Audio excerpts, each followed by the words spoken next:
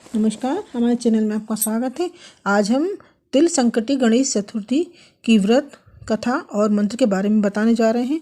तो यह प्रतिवर्ष माघ मास की कृष्ण पक्ष की चतुर्थी तिथि को तिल संकटी गणेश चतुर्थी व्रत मनाया जाता है। इसी तरह से जनवरी में आज 21 तारीख को ये व्रत मनाया जाता है। सभी लोग इसका व्रत करते हैं रात, और यह दिन में और रात्रि के समय चंद्र को अर्घ्य देने के बाद ही महिलाएं इसका व्रत खोलती हैं। संकट चतुर्थी के दिन महिलाएं सुख सौभाग्य, संतान की समृद्धि, सर्वत्र कल्याण की इच्छा से प्रेरित होकर व्रत रखती हैं। पद्म पुराण के अनुसार इस व्रत को स्वयं भगवान गणेश ने मां पार्वती को बताया था।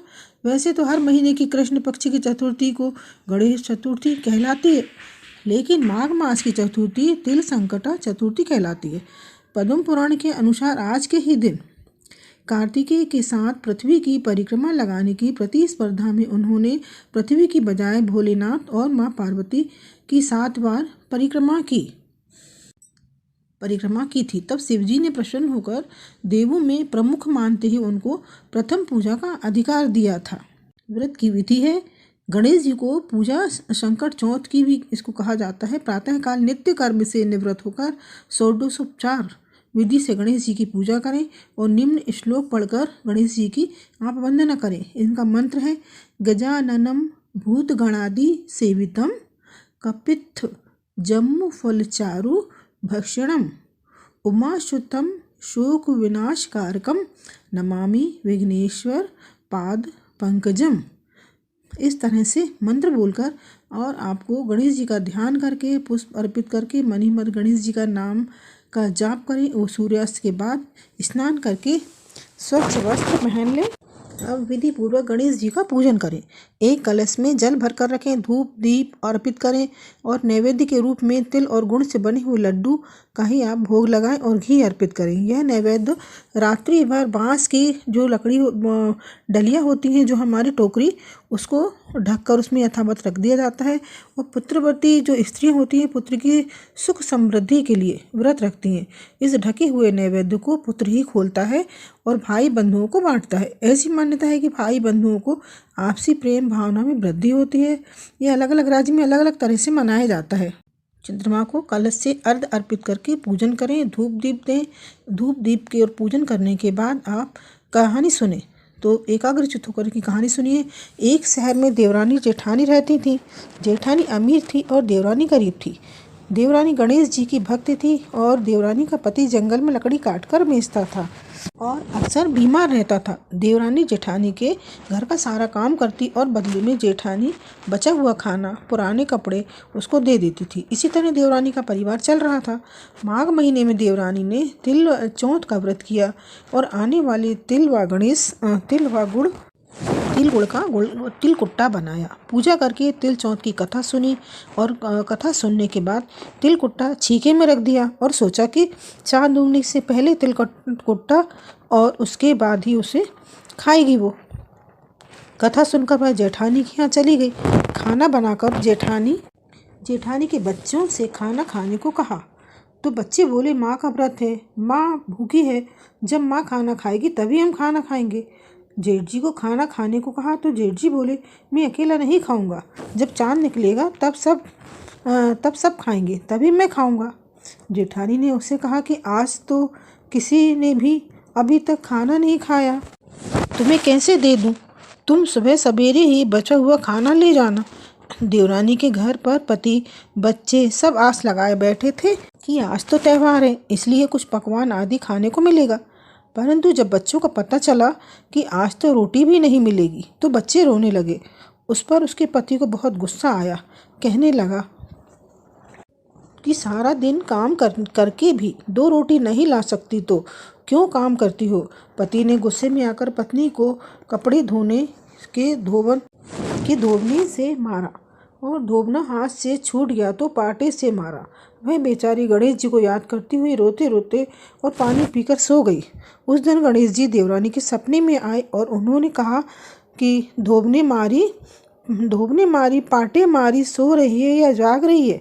वह बोली, कुछ सो रही हूँ, कुछ जाग रही हूँ। गणेश जी बोले, भूख लगी है, कुछ खाने को दो। देवरानी बोली, क्या दूँ, मेरे घर तो अन्न का एक दाना भी नहीं है। जेठानी बचा खुचा खाना देती थी, आज वह भी नहीं मिला। पूजा का बचा हुआ तिलकुट्टा छीके में पड़ा है, वही खा लो। तिलकुट्टा खाने के बाद गणेश जी बोले धूप ने, मारी पाटे मारी निमटाई लागी है, कहाँ निमटे।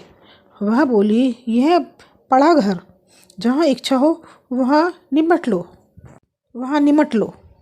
फिर गणेश जी बच्चे की तरह वह बोले, अब कहाँ पोछूं। नींद में मगन अब देवरानी को बहुत गुस्सा आया कि कब से तंग किए जा रहे हैं, सो बोली, मेरे सिर पर पोछो और कहाँ पोछोगे। सुबह जब देवरानी उठी तो यह देखकर हैरान रह गई कि पूरा घर हीरे मोती से जगमगा रहा है। सिर पर जहाँ विनायक जी की पोछनी कर गए थे, वहाँ हीरे के टीके का बिंदी जगमगा रही थी। उस दिन देवरानी जेठानी के यहाँ काम करने नहीं गई। बड़ी देर तक राह देखने के बाद जेठानी ने बच्चों को देवरानी को बुलाने भेजा। जेठानी ने सोचा कल खाना नहीं दिया, इसलिए शायद देवरानी बुरा मान गई है। बच्चे बुलाने गए, बोले, चाची चलो, माँ ने बुलाया है, सारा काम पड़ा है। देवरानी ने जवाब दिया, अब उसकी ज़रूरत नहीं है, घर में सब भरपूर है गणेश जी के आशीष से। बच्चों ने घर जाकर माँ को बताया कि चाची का तो पूरा घर हीरे मोतियों से जगमगा रहा है। जेठानी दौड़ती हुई देवरानी के पास आई, पूछा कि ये सब कैसे हुआ। देवरानी ने उसके साथ जो हुआ सब कह डाला। घर लौटकर जेठानी अपने पति से कहा कि आप मुझे धोबने से और पाटों से मारो, तो पाटे से मारो। उसका पति बोला कि भली मानस, मैंने कभी तुम पर हाथ भी नहीं उठाया, मैं तुम्हें कैसे धोबने और पाटे से मार सकता हूँ। वह नहीं मानी, जिद करने लगी। मजबूरन पति को उसे मारना पड़ा। उसने ढेर सारा घी डालकर चूरमा बनाया, छीके में रख के सो गई।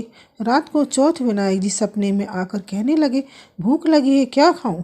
जेठानी ने कहा, गणेश जी महाराज, मेरी देवरानी के यहाँ तो आपने सूखा तिलकुट्टा खाया था, मैंने तो झरते घी का चूरमा बनाकर आपके लिए छीके में रखा है, फल और मेवे भी रखे, जो चाहे खा लीजिए। बाल स्वरूप गणेश जी बोले, अब निपटे कहाँ। जेठानी बोली, उसके यहाँ तो टूटी फूटी झोपड़ी थी, मेरे यहाँ तो कंचन के महल है, जहाँ चाहो निपटो। फिर गणेश जी ने पूछा, कहाँ पोछूं। जेठानी बोली, मेरे ललाट पर बड़ी सी बिंदी लगाकर पोंछ लो। धन की भूखी जेठानी सुबह बहुत जल्दी उठ गई, सोचा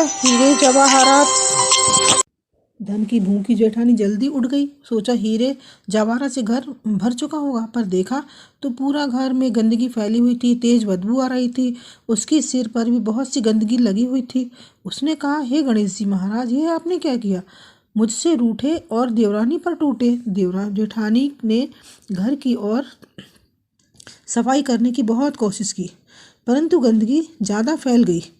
जेठानी के पति को मालूम चला तो वह भी बहुत गुस्सा हुआ और बोला, तेरे पास सब कुछ तो था, फिर तेरा मन नहीं भरा। परेशान होकर चौथ के गणेश जी से मदद की विनती करने लगी। गणेश जी ने कहा, देवरानी से जलन के कारण तूने जो किया था उसी का फल है। अब तू अपने धन में से आधा धन उसे दे देगी, तभी यह साफ होगा। उसने आधा धन बांट दिया, किंतु मोहरों की एक हांडी चूल्हे के नीचे गाड़ दी। थी, उसने सोचा किसी को पता नहीं चलेगा। उसने उस धन को नहीं बांटा। उसने कहा, हे श्री गणेश जी, अब तो अपना यह बिखराव समेटो। वे बोले, पहले चूल्हे के नीचे गाड़ी हुई मोहरों की हांडी सहित ताक में रखी 2 सुई के भी 2 हिस्से कर। इस प्रकार से गजानन के बाल स्वरूप में आकर सुई जैसी छोटी सी चीज का भी बंटवारा किया। अब अपनी माया फिर उनने समेटी। हे गणेश जी महाराज, जैसे आपने देवरानी पर कृपा की, वैसी सब पर कृपा करना। कहानी कहने वाले, कहानी सुनने वाले और हुंकारा भरने वाले सब पर कृपा करना, किंतु जेठानी को जैसी सजा दी वैसी सजा किसी को मत देना। बोलो गणेश भगवान की जय और चौथ माता की जय। आप इस पुण्य